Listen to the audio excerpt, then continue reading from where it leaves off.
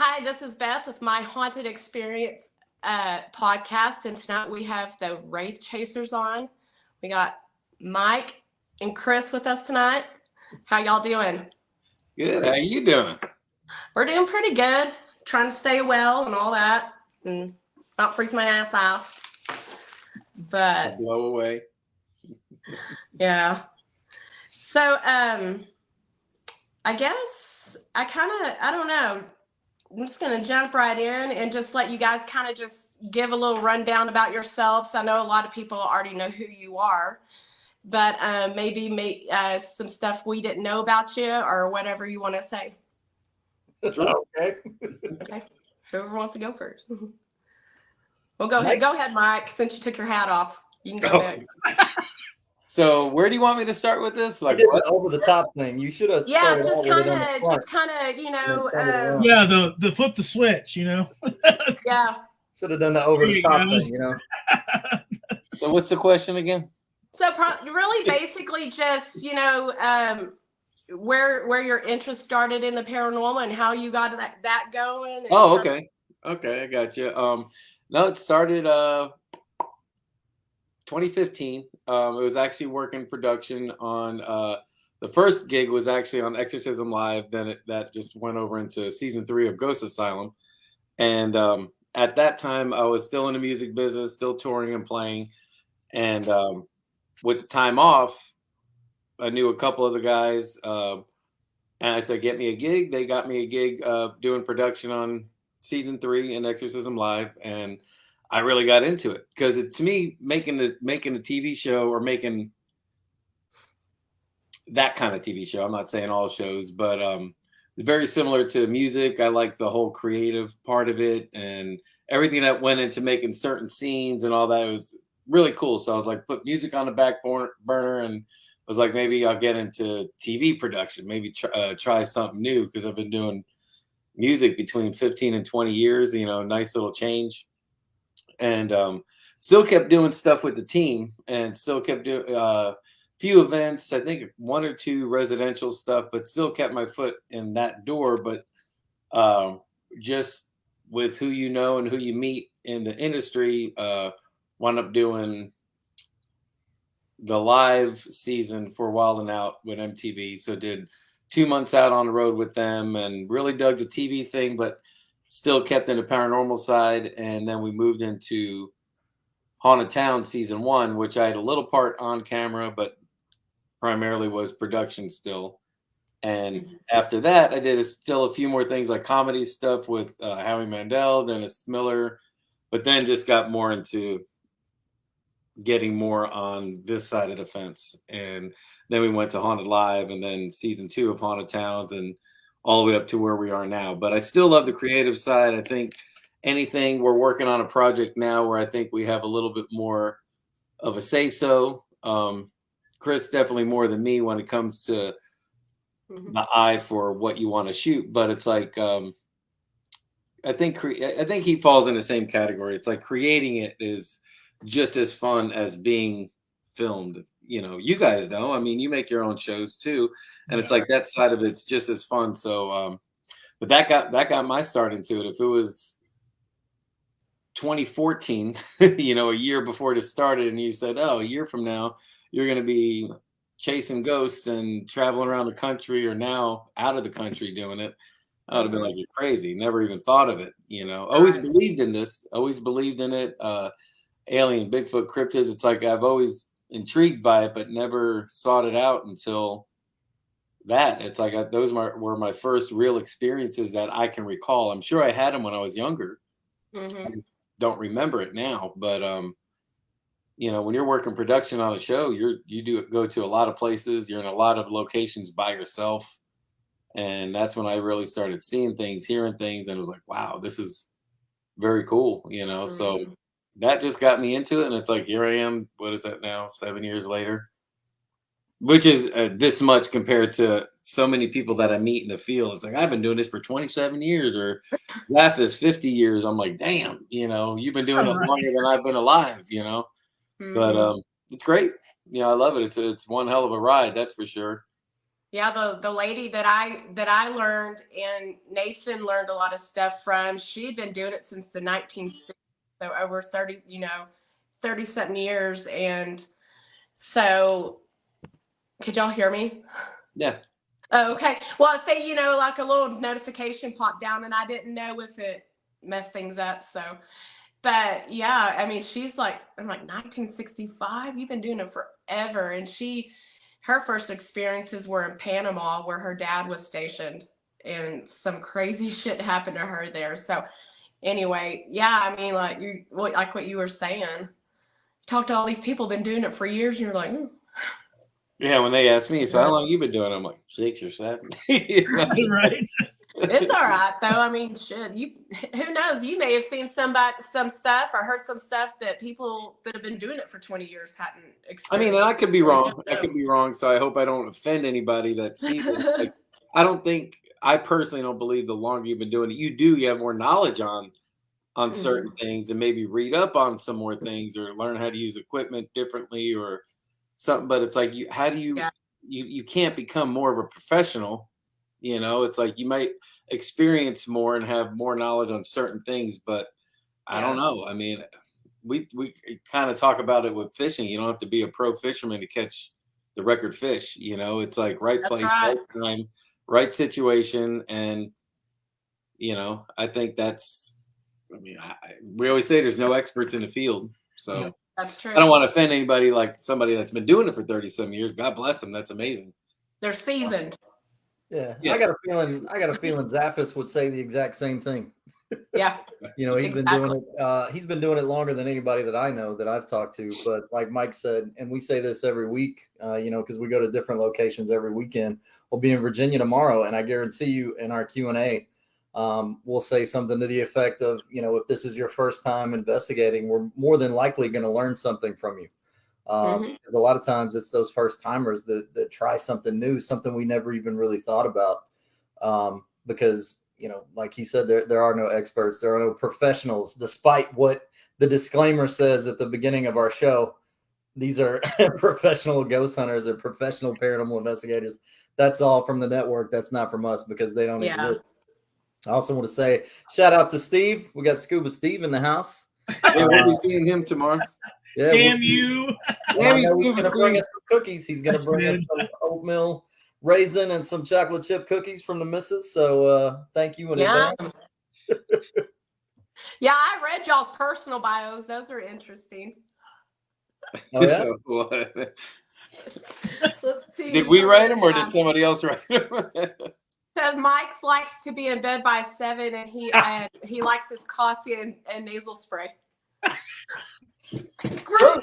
I loved it. True. Hey, actually, no, this is my bedtime. This is my weekday bedtime. Oh, I'm sorry. Yeah, you guys are mine too, honestly. Hey, I thought it was perfect. For some reason in my mind, I was thinking it was 8-7 Central. I'm like, hey, this is over. We go to bed. And then I'm like, and then when I saw your post go up and I was sharing, I was like, damn, that says 9-8 Central. I was like, ooh. Oh no, what time is it? Is it 9 o'clock for you? It's 8 o'clock now for us. Yeah. Oh, okay. Yeah, but his bedtime's at 7, so he's already usually asleep for about an hour by now. Hey, might not be as pretty in the morning. Hey, when it's the weekend, I can flip that switch and I go to bed at 3 or 4. It's okay. It's funny. Yeah. When you text me, Mike texted me at 5 a.m. this morning, and he was wanting me to do. He needed something, some kind of flyer or something, and he was like, "Hey, I need you to finish this up." And I hadn't even been to bed yet. I sent it to him right before I went to sleep at 5 a.m. That sounds like me. Well, yours says that you hate summer and think the zombie apocalypse would be greatly improved traffic and trips to Walmart. Yeah, absolutely. I'm all for it, man. Think about all the people we could weed out by a zombie apocalypse. It's true.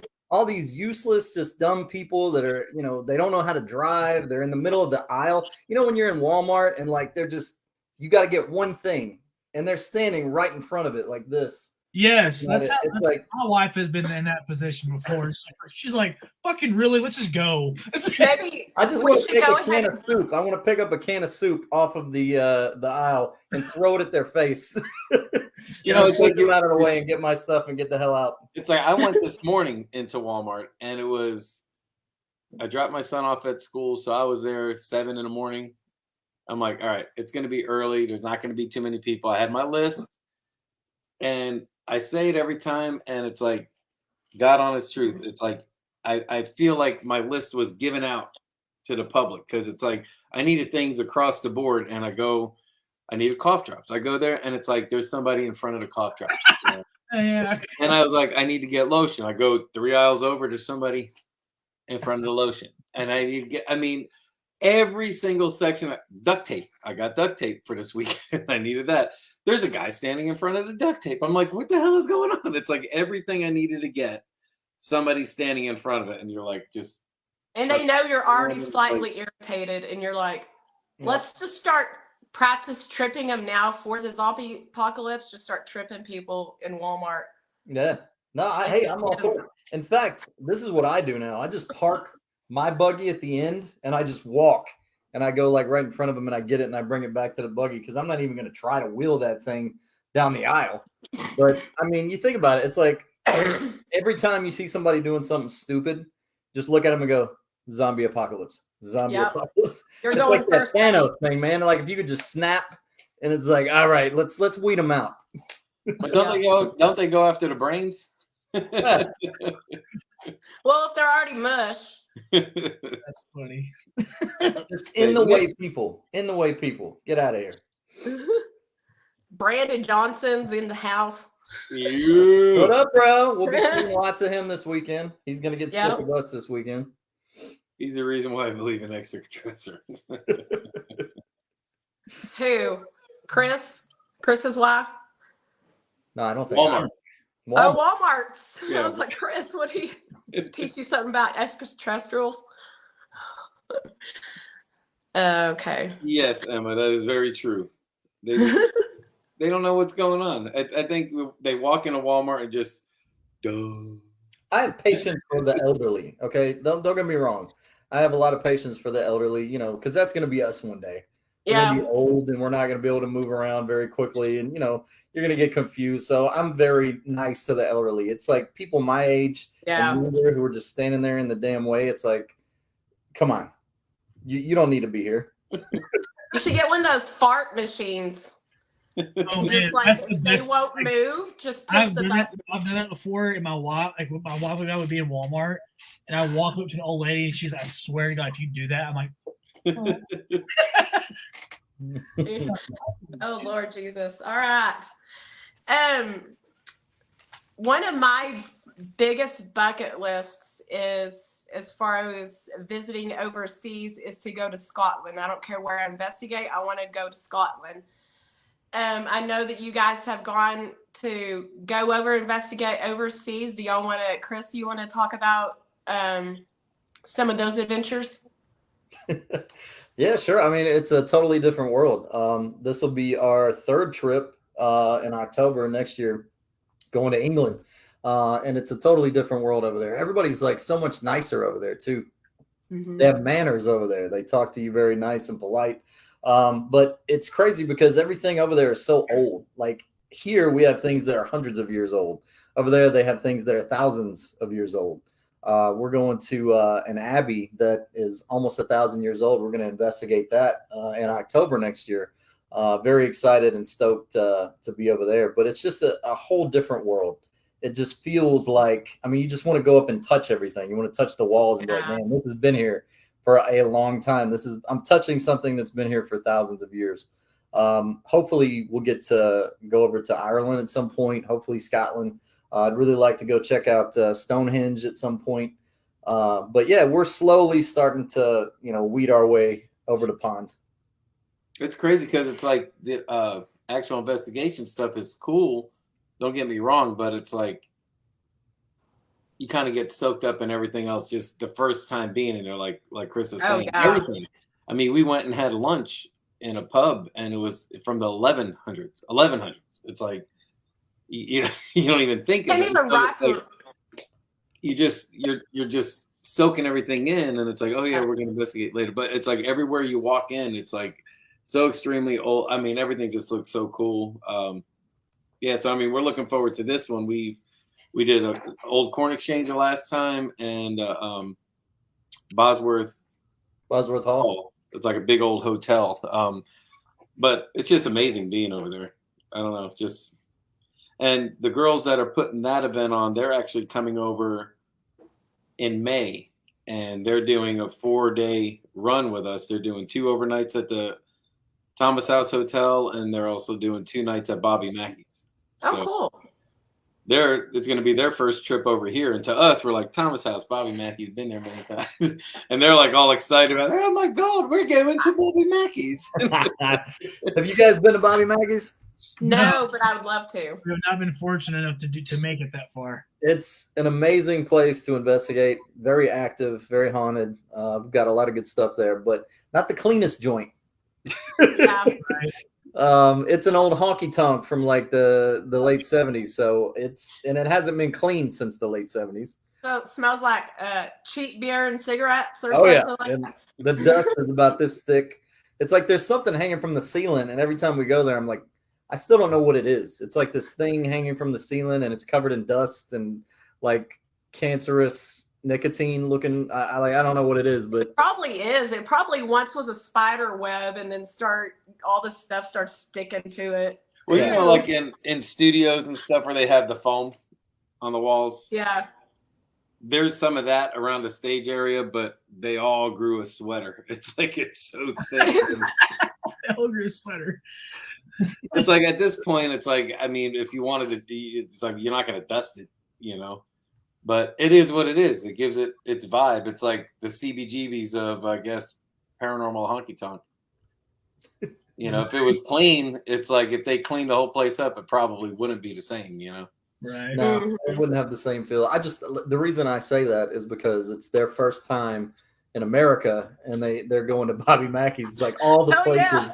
Of all the places you could visit in America for your first time, you're going to Bobby Mackey's. We're taking to a true blue honky tonk. I'm gonna go to Bobby Mackey. It's been on my bucket list for years. So It's cool. yeah, I would love to one day. It's not. I mean, it's been given a bad rap, and kind of the impression that it's the portal to hell and evil and demonic and all that kind of stuff, which in our experience, it's not that. It is very active, though. We do get a lot of good stuff. But I think it's perceived as this, very evil, dark thing because of, an episode that aired years ago, and, certain investigators that have been there kind of portray it as such. But it's just like any other place. I mean, it's active, but I definitely don't think, it's the portal to hell. Right. Didn't I don't know who did the movie or a show on it, but is there a spirit there named Annabelle or something like that? A woman? Is there a woman spirit there? Oh, Oh, you're thinking of Johanna. Earl Bryan. Johanna, there is. I mean, there's a few. But you know what? What's weird is that there is a saying of a woman named Johanna that's Johanna. That's what. Yeah. but Yeah, Johanna. I almost said Pearl Bryan. But again, it's like as we've been there, gosh, probably 15 times now or something like that, and everybody we've talked to almost. I don't want to say a different story, but Yeah. oh, this place used to be a slaughterhouse, and somebody else would say, no, the slaughterhouse was up the street, and then Johanna was this happened down there. No, that didn't happen here. No, this is false. And it's like nobody has a fact concrete story. answer for it. Yeah. Yeah, there's no like documented thing that we know of. Like Chris said, it's like all we can say is we've been there so many times, and we've always had some kind of activity. But to what the actual story is, I don't know. Yeah. I can't tell you. There's no documentation. We got 3 sheets. We'll see her this weekend. She's another. She's another WRAITH fam alumni. Yeah. You've been around long enough. You get a nickname like Scuba Steve or Susan 3 Sheets. So I read that Chris, we really didn't kind of get to you with your story of how you kind of got started. I know that you had an experience in your grandfather's barn that kind of sparked interest when you were a kid. You want to talk anything about that? Sure, yeah. Actually, I was probably about mid-20s. I don't Oh, know exactly how old I was, but I was afraid of everything as a kid. Like, I was afraid of the movie Gremlins growing up. I was very skittish, to say the least, growing up as a kid. I never would have even dabbled in anything like this, but I experienced what I know now was a shadow person in my grandfather's barn. There was a guy that shot himself back in the 50s, killed himself in the barn. My grandfather and my uncle, they always used to give me hell about it. Like, don't go in the barn. Bloody Bones lives in the barn, that kind of thing. And as a kid, you believe them. You're like, all right, I'm definitely never going in that barn. And then you kind of forget about it when you get older. I was up there one day. It was about dusk. I was looking for some tires actually for my truck that I had stored up there in the loft. And out of the corner of my eye, I saw what was a shadow person. It just looked like a completely black from head to toe humanoid shape. And it moved so quick and then went through the wall that I knew it was something paranormal and I couldn't explain it. And that was like the first time that I'd ever experienced anything like that. And in that moment, you kind of change in a sense. Your perception on what's reality and your perception on the things that go bump in the night kind of changes, and that's kind of what led me down the path where I am still today, 20 years later. Right. yeah, mine happened pretty young. I was 11, and honestly, it was my grandparents' dog who had passed away like years ago, and I saw him in their home, and I could see the outline of him down their hallway. So that was my first experience as paranormal wise. But so at least my next one was a little bit more interesting. But it was we saw a man running down. We were out in the country hanging out where we probably shouldn't have been, in teenage days. And this guy, I swear it looked like the dude on Ghostbusters that's running through the park and he stops and checks his pulse. It looked just like that. Just ran right past the truck we were in, and everybody turned around and saw him. It was nuts. But That's cool. Yeah. yeah, that was my first experience. Lame. Bitch, I I have will. to give her shit. I'm sorry. I just have to. Susan Sheets, 3 sheets. The barn is not still standing. It's a big pile of wood now. Okay. Tornadoes and Yeah. aliens.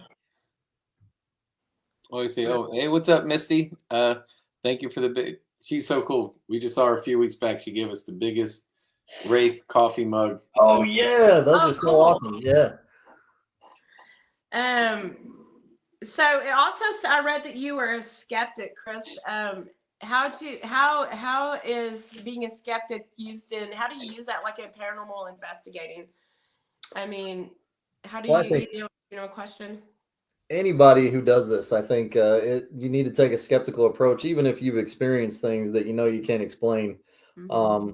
I think some people want to believe so badly, or they want to experience something so badly that they kind of throw, logic out the window. I think you really just need to take a skeptical approach, try to debunk everything you can.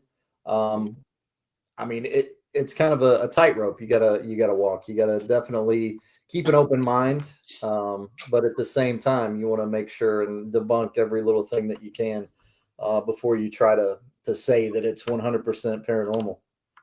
Right. Going back to the earlier thing we talked about, experts, and you said seasoned, Beth, and it's like I think that might be a big one. More seasoned people are better at debunking, I think, and can decipher what is and what isn't. And for us being with people every week, and we see the variety. Some people, any little thing, it's a ghost, it's a ghost, it's a ghost. It's like it's not the ghost, it's the air kicking on, or it's this, or that's the outside, that's a car driving by. But and then there's some people like a chair. We talk about that too. A chair can float across the room, and they still don't believe it. So it's like you get that. What do you want? It's like you get that balance. Yeah, the craziest piece of evidence can happen right in front of their face, and they're gonna be like, "Nah, I still don't believe that." Well, we did this. This was, gosh, maybe 3 weeks, 4 weeks ago. We were at It was at Dunlora in Virginia, and we got the baddest EVP in one group, and it had tone to it. It was like a little girl's voice saying, I'm a little girl. I'm just a little girl," or something. And it was clear as day with tone, no whisper. We're like, whoa. I mean, we're excited about it. That group leaves, another group comes in. We're like, you got to listen to this. And we played it, and there was like 8, 9 people, and they're like, yeah. And they looked at us and we're like, well, we thought this was very cool. Obviously, it didn't go over well. It's like, I don't know what more you want. That's pretty damn good. It was cool because we had cards on the table, we had whiskey, we had cigarettes. We were trying to communicate with an adult, and then we got the EVP that just said something to the effect of, "I'm just a little girl," and it was in a little girl's voice. So it was like, it was very relevant. It was like, why are you trying to give me liquor and cigarettes? It's like, I'm just a little girl. Yeah, and then we let them hear it. And they're just like, oh, that's all right, I guess. I mean, the group was great. They were fun. They're gonna actually they're all gonna be there this weekend at the Exchange. We kept in touch with them, all great people, but it's like, it was just funny when we played and they're all just, yeah. That's like the most frustrating thing. You're like, It are you is. serious? Yeah, what else? Yeah. You're not excited about it? This is bullshit. We should have just offered them one of Steve's cookies and been like, would that make things better for you? I wonder if it's just because, like, if they're not, don't investigate on a regular basis, like, maybe the 4 of us do. And we've heard dozens of EVPs, and some of them are like, yeah, I can kind of hear that. Or, yeah, there's something there, but you can't really make it out. But then when you get one that's, like, obvious, you're like, yeah, this is badass. I think what it is people, there's so many shows now. Hollywood and the TV shows that are on right now, they give you the best that they got. And people think that you go in and every investigation is going to be like that, where you get, class A EVPs and you get levitation and shadows and all these things. But 9 times out of 10, you're just sitting there in the dark and not a lot happens. So when the very smallest thing does happen, or you catch a little EVP or something out of the corner of your eye, it's very exciting to people who do it all the time. But people who don't really do it, and then they come to their first investigation and they're used to watching, Zach Bagans or Portals to Hell or even Haunted Towns, and they come there and they're like, well, this kind of sucks. It's like, this is ghost hunting. This is what it is. Yeah, that's really like. You're not going to catch anything. Well, we tell people all the time too. It's like, you watch our show, and probably they're all the same, or the same concept of it at least. It's like watching the highlights of a football game. You're watching a week's worth of filming in a location, and you're watching it all in 40 to 45 minutes. I remember and the investigation is probably 20 minutes. So you're watching the best of the best of the best chiseled down. So for public ghost hunts, if you walk in your first rotation and, man, we got 2 EVPs right off in like 30 minutes or 40 minutes, it's like, that's really good. It's like, it doesn't happen like that all the time. You might, many times, nothing all night. It just seems like nothing happened. And that's more often than not. I bet so, like on public investigations, because there's just so many people and usually that attend. But sometimes you never know. I mean, we had an event, and our first public event, and we got some stuff even on with 25 people floating around the building. So to get that on a public investigation I think it's a big deal. Yeah. No, the thing is, like, our first event, we're actually making a feature film on, and it's a location that's never been on television. It's kind of like hiding in plain sight. People drive by it every day, but they don't pay attention to it. And was the first day, Beth, we were actually investigating. I got physically attacked, like the most physical attack that I've ever had in my life. Sent me into a straight panic. Almost had a panic attack. Like, it was bad. And I'm like, wow, first time to investigate this place, I get grabbed. Like, that's pretty crazy. That's the place y'all need to come down and do an event. I know. Let's do it. Set it up. Set it up. Hey, we're in production. Y'all be joining in. Just come in and join us. Yeah, man. Well, and it's funny because there are some people out there that like to throw stones about us doing the public ghost hunts, because we do one every single weekend. But it's not always true that, I mean, yeah, there's more contamination the more people that you have in a group, but that's also more energy that people are giving off, that I think this is what they feed off of, is our energy. We tell people every weekend, keep the energy level high, keep your emotions on the positive side. And, I think that's what they feed off of. And I think that's why we get such good activity the first couple rotations of the night, not so much the last couple of the night, just because I think everybody's starting to get tired and their energy level is going down. But yeah, I mean, you get 20, let's say at our biggest event, we could maybe have 15 people in one group. And that's a very big one. It's usually less than that. But if we do, that doesn't necessarily mean that you're not going to get anything, because there's so much contamination. You might not be able to, get everybody to settle enough to get some EVPs, but you may get some really good meter interaction because everybody's there and they're giving off that energy. And, I think they use that. So just because it's a big group doesn't always mean that that's bad. Sometimes I think it's actually an asset for us. Is it? Well, honestly, I've never been to, I mean, I guess I should keep my shit until I go to one of them. Yeah. But, he's like, yeah, you should. No. But I've just always, I guess that's the misconception I've had. But, like I said, we had one and there's 25 people there. So I guess I should just put my foot in my mouth. Well, it's because I had experiences even with that many people around. Well, I mean, like Chris said, I mean, we've had some amazing experience with large groups, and then we've had busts with small groups. It just depends on from seeing it all the time, it just depends on if everybody's on the same page. It's like when we start off the night, if there's all right, there's 60 people, we're going to be in 6 groups of 10, and it's like, but everybody's on the same page. Everybody's mindful of other groups. You work together as one big team. I mean, it could be amazing. And then you can have a group of 5 people and all they do is up. They're talking to each other. They're going through their purse. They're on their phone. And it's like, so and then also we always say our best piece of apocalypse. What's that? Zombie apocalypse. Zombie apocalypse.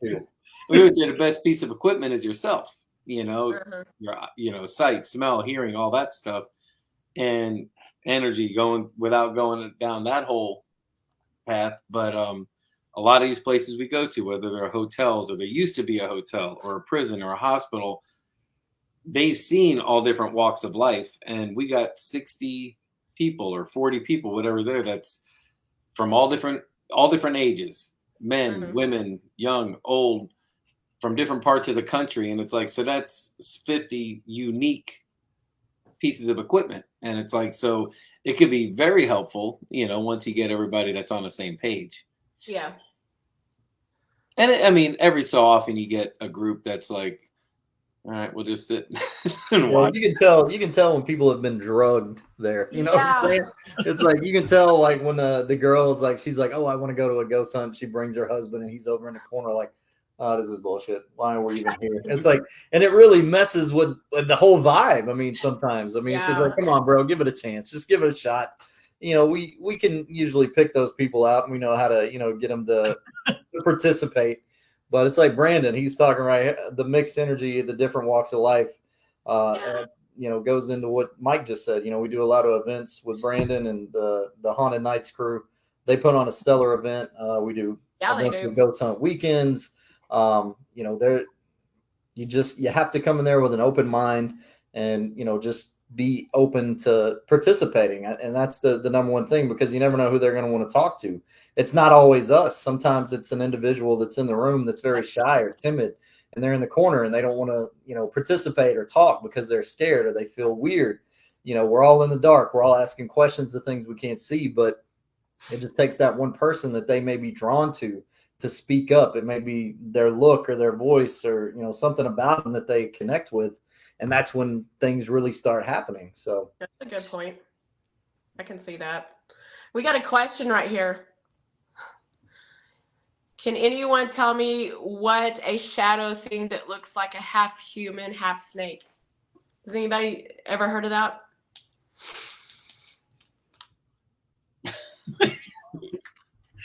I haven't. I've never experienced that. I can't I don't know. Maybe like shapeshifting, something that shapeshifts. Maybe it's a skinwalker. Yeah. You know, there's a whole ranch. There's a ranch full of those, I hear. Yeah. No, I don't know. I've never experienced anything like that, so I can't speak to that. Me neither. No. But I do know that, you know, shadow apparitions take all types of different shapes and sizes. Some people, have you ever been like, and this is something that I can speak to, and it's probably just me being half asleep, but have you ever been like half asleep, half in and out, and you're in bed, and you think you see a spider or something on you, and you just like start doing this? Yeah. Or like I'm you got to sorry, turn we're the lights laughing at on Steve because you here. thought it was a spider. It's like, I think it is like shadow spider, so maybe it's like a shadow snake person. I Yeah. don't know. So that John That's a says good one. a naga. I can't speak to that either. I don't know. I'd have to Google that one. I'll Google. Yeah, we'll Google that as soon as we get done with this. We can all- Steve, he said it sounds like my ex-wife. That's what I was laughing at. Oh, Steve. School Steve. Can't wait to see you, buddy. Okay. John says that that's an Indian lore. Okay. Oh. Like Native American? Yep. Yeah. After that. Something I wanted to ask, Mike. I read that you're into your music and everything, and I read that some of the technology you thought you may be able to use and implement in investigating. Do you want to talk about that kind of stuff? Yeah, I couldn't do it. No. You kind of do it. No, I mean that was the idea in the beginning. And not that it was anything that was so like unheard of. So don't get me wrong, it wasn't anything like I was trying to reinvent the wheel or nothing, but just my thing of using different mics and different. I think early on I brought a lot more stuff out, and then over time it just like all of us bring less and less. But that time was just doing a lot of stuff in the studio, so maybe doing EVP sessions with different mics, and then just almost like too complicating the situation, if that makes sense. Mm-hmm. So it didn't last long. I mean, that was like the beginning concept, I think. So that was like I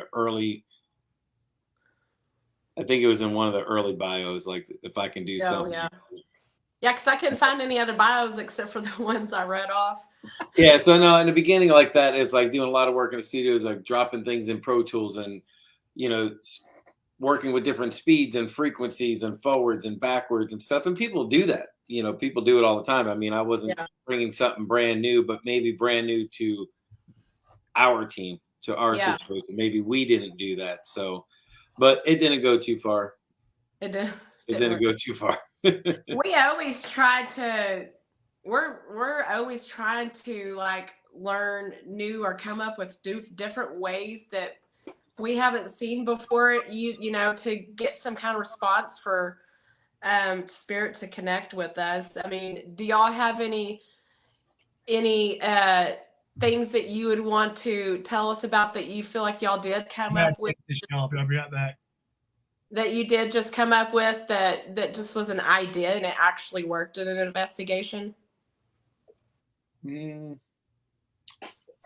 don't think anything that we like drummed up ourselves.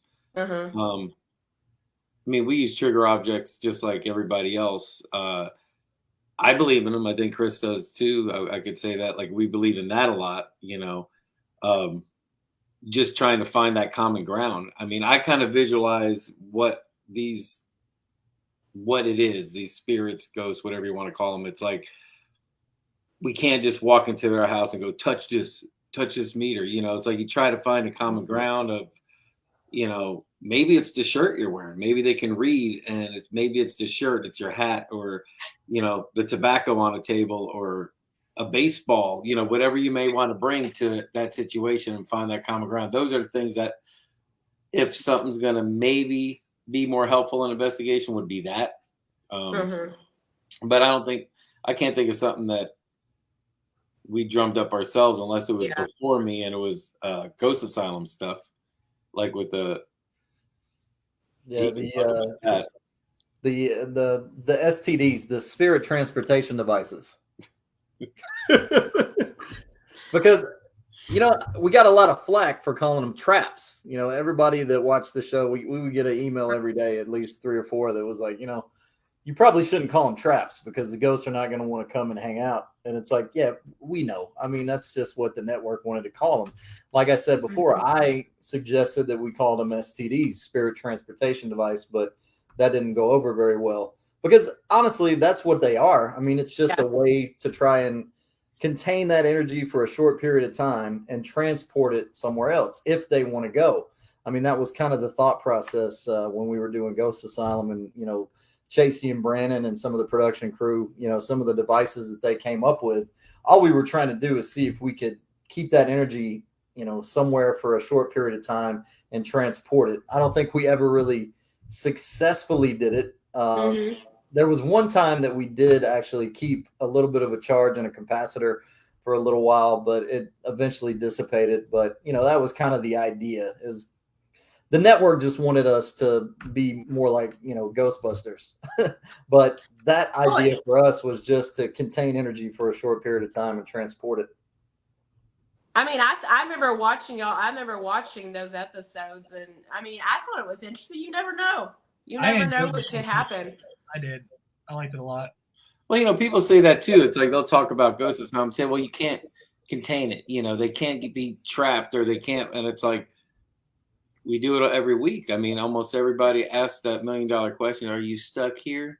Are you trapped here? Yeah, exactly. Well, it's like, if it can be, why can't it be contained in something this big? But is it trapped in this house? Is it contained in this house? Can it leave? Can it not leave? It's like a doll, haunted dolls. Exactly. Is it not contained in that? And what's keeping it in that? A piece of glass? Maybe that's all it takes to contain it is glass. Who knows? But the most haunted of dolls that are around, are they not just in a little glass box? Yeah. So we can all see it. It's exactly. Have y'all like in your investigatings? I've been thinking about this a lot lately. Do you feel like, or have you ever had any kind of response come through where you feel like the spirit held its personality? Like they went over, and you could actually, when you're communicating with them, like get a personality, not just a plain responses, but actually, do you know my question? You know what I'm saying? I think so. I'm trying to think of a situation. I know we have. I just can't think of it right now. Yeah, I mean, it's hard to. I mean, we had an investigation one time, and we had a portal going, and the guy started talking in Italian to us, and we happened to have a friend on the team that was Italian, and he was talking with him, and it was just really interesting. I mean, like, he was responding to the guy on the team in Italian, and it was just really neat. So I'm like, I've always wondered, I don't know, I just think it's cool to think about, did they keep their personalities, who they were? Do they know they're dead? Do they know what happened to them? But that's a good question. I don't really have the answer to that question, but yeah, I mean, one of the first EVPs that I ever got, I was in a cemetery. It was me and one of the older members of the team that probably nobody even knew was ever around. We were investigating Mount Olivet Cemetery in Nashville, and at that time, I was doing a dip. I had a dip in my mouth, and I was spitting. And I was trying not to spit on any of the graves. And I was like, oh, man, I got to take this dip out because we're now in the cemetery. It's like, I don't want to spit on anybody's grave. And then we got this really clear EVP of somebody saying, good, or what was it? Good looking out for me, or something like that. And it was kind of in a way that it was kind of funny. Like, oh, thanks for not spitting on my grave, asshole. That kind of thing. I appreciate you. Like, good looking out for me. That kind of thing. So that was one of the. I think that was my very first EVP that I ever captured. Yeah. What would y'all say was your favorite place overseas that y'all? I mean, we kind of talked about going over there, but what was one one particular time that you like experiential had during an investigation there that was interesting and cool? Well, we only been to the two. Okay. Trying to think. Well, actually, in both locations, I mean, I'm sure people here do it too, but it was our first experience with mirror scrying and stuff. So, oh yeah, that was we never. I don't want to say. I don't even know if we've heard of it before. Definitely never been involved with it in person. So that was very cool. Both at Bosworth when we first went in March, and then the second time at the exchange over there, they did it there, and I thought that was very cool. I liked watching people doing it more than sitting in the mirror and watching myself. And it's like, I don't know if it's your eyes that play tricks on you or what, but it's like these people's faces kind of do change, and you kind of see things that it's like, is it me wanting to see that? And it's like, and that's what's making it happen, or is it really happening? But it was definitely a little eerie, but that was a cool experience seeing that for the first time. Then we come back, we go to Melbourne Manor, and they're doing it there. So we're like, oh, we thought it was like some English little thing, and it wasn't. Speaking of Malvern Manor, like, what y'all's take on Malvern Manor? Malvern? Yeah. It's a very cool place, very cool location. Obviously, we're big fans of Josh, the guy that runs the place. Very cool guy, hilarious. But my guy is a comedian. yeah. I do think it's a very active place. I mean, especially down that hallway that they see. I don't know if they call it the shadow hallway. Yeah, the shadow hallway. But yeah, that's where we did the mirror thing when we were there. But yeah, love it. Are we going back next year, Mike? Do we have? There's nothing set yet, but I know we're looking into it. We only have like 4 or 5 weekends open next year, so. Yeah. Which weekends? Because y'all might need to come down here and go to our hotel. Oh, we can do that. There's some in July and some in August. Okay. I hear it's beautiful weather in Texas in August. For you guys. Oh yeah, and hot. Very important question for y'all. Chris might not like it. What would it take to get you guys on a production with us? Honestly. $1 million. 1 million. Oh, $1 million. Hey, I'm game. Yeah, man. I mean, we're like actually this week we're starting to film for ourselves. We're doing something. It's our first kind of independent thing that we've ever done. We've been working on it for a long time. We actually are just starting to go into production this coming week on that. So, it'll be next week because this is the end of this week. But yeah, that should be out sometime next year. We're hoping for October, maybe November. So that's when that'll be out there for the public to watch. But yeah, it's exciting because like Mike was saying earlier, we've never had as much creative freedom over what we're doing because it's always a network involved or a production company. And now we're doing this one on our own. So we get to have that creative freedom that we've never had before because we're producing it ourselves. That's so awesome. Really excited about that. Congratulations on that one. Heck yeah. Here, and we're going to answer Kelly Naval. Have you ever heard of table tipping? Yeah. First, I think we didn't see it happen, but it was happening in a group hunt at where were we? Hoover House. Yeah. Up in Pennsylvania. And I know one of the groups, they were talking about that they were doing that. And everybody was like amazed by it. They're like, it was so cool. And we're like, at some point, maybe we can head to whatever area of the house they were doing it. And we just never got to see it. Heard of it, but never witnessed it, never experienced of exactly what goes on. What exactly is the point of it? Like, I've never even heard of it until we went to Vulture City back in October. Yeah, again, it's like I don't know. I've never seen it. Like I wasn't in a room with it, but they're like, oh, they're doing table tipping, and we're like, oh, okay. I know when we were in Vulture City, they were doing it, from a distance. We were all kind of talking, so I don't remember anything from that. Well, isn't it kind of like what they did like at the turn of the century when seances and all that kind of stuff were really the big thing going on, and everybody, all the rich people wanted all these mystics to come to their houses and perform seances. But I think they did the table tipping, and I think that isn't it just like the spirit's supposed to be able to move the table? I'm not Yeah, even. I've never done. I know it's like a special table that they use. I've seen them a lot, and they have like a hinge on them. And I honestly, I have no idea. I'd have to Google it. I've never seen it done. I'm gonna get off here and Google it, take like pictures of it, and go, "This is what it is." You know? Yeah. Brandon said he's tipped many tables over after investigations were over. This is true. Yeah. You need to calm down, Mr. Johnson. I agree. Getting too loud over there. What's up, Becky? Hi. I just went through. What else do we got to talk about? I wrote notes.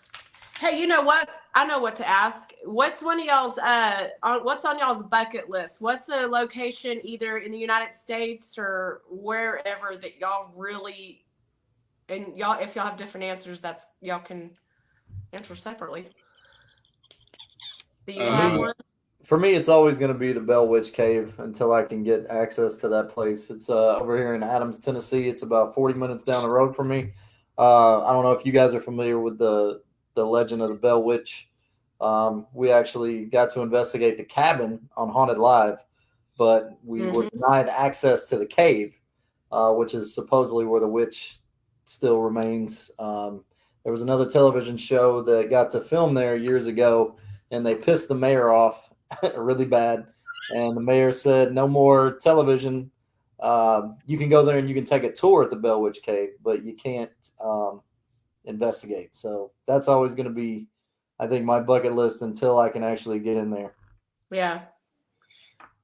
Heck, I think any location for us is a bucket list. Honestly. Shoot, no. Like, what about you, Mike? Do you have or my mind went, yeah, Mike, did you have one? I forgot who I asked. Yeah, no, last year would have been anywhere overseas, and we got to do that. So that's marked off. No, it was never anything particular out of the country, so we got to do that.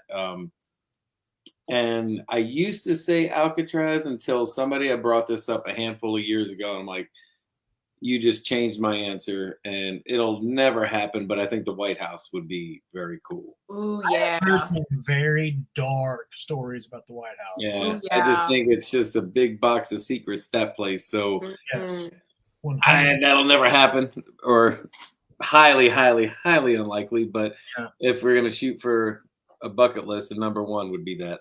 I don't know. I'm just gonna say this right now. The current president might not even know you're there. That's a true story. I'm not a political person, but Not there, sure investigating.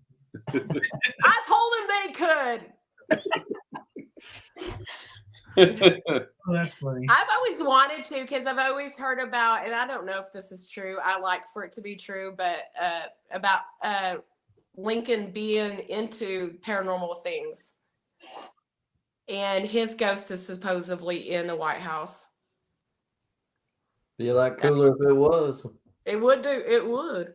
You've seen Dazed and Confused, haven't you? A couple of times. Party at the Moon Tower. I bet you there's so many hidden places in that. Oh, I mean, it would be amazing just to go in there. They do tours of it, right? Yeah, you can go to the White House. Yeah, you can. Why don't we just all go and then just like sneak off out of the group? You know, pretty sure we would probably get tackled. And I was looking for the bathroom. Yeah, just say I that. had to go pee. Just have a digital recorder. Yeah. Well, you know what? I honestly, before I was even, I was interested before I even knew there were other people out there like me doing a paranormal investigating. So, but I'd get my husband to take me to, all these historical places. And we went to, now my mom's going to go blank, the plantation in Louisiana. Good God. Myrtle? What? Yes, Myrtle. Myrtle Plantation. Myrtle Plantation. but it said, you know, you go do the tours, but you can't take pictures. My little happy ass, I don't give a shit. I was doing all this down low, and it was with one of those throwaway cameras that, you know, because it was before all the fancy shit or whatever. And I got some pretty interesting pictures. I mean, just like big red orbs or streaks just in random places. But my husband's like, you're gonna get kicked out. That's one place I want to investigate. I want to know more about the man of the house that died at the end of the staircase, that got shot and then went in and died. Now, people go there all the time, and I mean, how do you investigate there and no photos? I don't know. This was probably, oh my gosh, probably late 90s. Well, it's probably like concerts back in the day where it's like no photos. Now you can't see it. But it's like, well, we do like the Titanic Museum. We go there quite often. You go there during the day, you can't take pictures of anything. And it's like during the investigation at night, it's like you can video and take photos all you want. Oh, in Branson, Missouri? Yeah. Yeah, okay. We got Branson and Pigeon Forge. We got only one next year. It's in Branson again. Nice. But yeah, they let you take all the photos for that. But going door to day, how to do it. That's crazy. I hate when they're, you know, like this. Did y'all get to investigate the St. James Hotel in Cimarron before they shut down investigations? Mm-mm. It was such an awesome place, man. That just drives me nuts when places like, you don't know what you got. You can be making some money off this haunted location. Yeah. Well, they don't allow investigations at the stand anymore. No, that's crazy. I know the last time we went was 2014, 15? Mm-hmm. Me and Kayla got engaged at, and so that was the last time they actually allowed investigations or any type of public anything to be there. Matter of fact, while we were there, they were actually in the process of remodeling and getting rid of all the historical stuff of the building. Yeah, I ripped off a piece of the wallpaper. It's not. They were already ripping it down. It's not bad. They were. What's behind her right now is a piece of location that we've investigated in the past. That's hanging on her wall right there. Right on. You thief. That's good. We did. It was this year. Yeah, we did Vale Mansion. I mean, we filmed there. We've done a few events there, but the last one we did, I mean, it was posted that way. This is the very last night of allowing paranormal anywhere in that building. It's a beautiful building, and it's like, so I'm sure they do weddings and stuff like that. But we had the last ghost night, unless they changed their mind. But last we heard, it's still a no-no. It just drives me nuts. I want to go back and investigate that place. Luckily, when we were there, I don't know if y'all know about the building, but we got to go into JT's room, the guy that got shot in the poker game, and his spirit haunts but they keep it closed with a padlock. Dude, I had to beg to get in there. Yeah, and so like I only usually, and I don't know if they still do it because it's new owners and they're different minded about it, but they used to go in there and put shot glasses of whiskey in there on the little table in there, and they would go back like in 5 minutes and it would be gone. Somebody's in there drinking that whiskey. That shit ain't evaporating. Damn. Yeah, I remember that because like I think that was the night that they unlocked it for 2 hours. Mm-hmm. Came back and locked it back. Yeah, I remember that. There's a guy at the end of the night. It's like, so how's the tour? Yes. You mother! No, I'm just kidding. You're the one. You lock it back. Let me lock that. Just lock me in. That's hilarious. Shut the door before you leave. Yeah. It was crazy that I tried to sit on the bed in there and it wasn't a bed. They just put a wood plank and put a comforter over the top of it. And I was like, well, that's not a bed. Did you bust your ass? I forgot. No, I was like, whoop, that's harder. Okay. That's not a bed. I can't remember. I know we were filming at that time, but I was like, oh shit. This is much. Well, it's about time to finish up. I like to end just by letting y'all tell us what y'all got coming up and going on in the future. If y'all want to do that. Yeah, I like Chris to do that one. Oh, you'll let me? Oh, okay. Well, if you want to see what we're doing, you can check us out online, thewraithchasers.com. We got the Facebook page, The Wraith Chasers, Twitter, Instagram. Yeah, we're doing this every single weekend somewhere, literally. We're even doing it on New Year's Eve this year. I think the only times that we don't do this is Easter, Christmas, and Thanksgiving. So if you want to come investigate with us, we'd love to have you. We always have a great time, and we'll be at the Exchange Hotel this weekend. I think there's even still some tickets for that. Yeah, and also next weekend, also in Virginia, we'll be at St. Albans. Still has I think there's only 6 left for St. Albans, so if you want to hit that up, and then we go down to Florida, Clay County Jail, and then we finish off New Year's Eve back-to-back overnights at the Thomas House. Sweet, that'll be fun. Do y'all bring your significant others with you on any of your investigations? They get to go with y'all? Oh no, she doesn't care about any of this. She doesn't. My husband doesn't either. Yeah. So. Mine comes to when she can. She actually does this too. So Oh, cool. whenever she can, whenever she can get a babysitter or get off work, she does try to come. That's awesome. Yeah, I'm getting to go investigate a hotel with a group of girls in February in Dangerfield. And my husband's just they're all gonna come with me and let me go do my thing and investigate, and they're gonna go run around Dangerfield causing problems. Right on. Sounds like them. See, and look, Jen D. She's another one. She's another good one. What up, Jen Dude? Sorry about the whiskey disappearing. Well, all right. Well, y'all have a good weekend, and thanks for coming on my show. I'd like to have y'all on again because I feel like there's more we can talk about. Oh, we can ramble forever. Oh, yeah, we're all full of shit. Anytime. Hit us up. Thank All you right. for having us. Sure. Been fun. All right. We all Hey, have fun this you don't weekend. mind, after she ends, can y'all stay on for just a few minutes? Sure. All right. I'm going to go ahead and end it.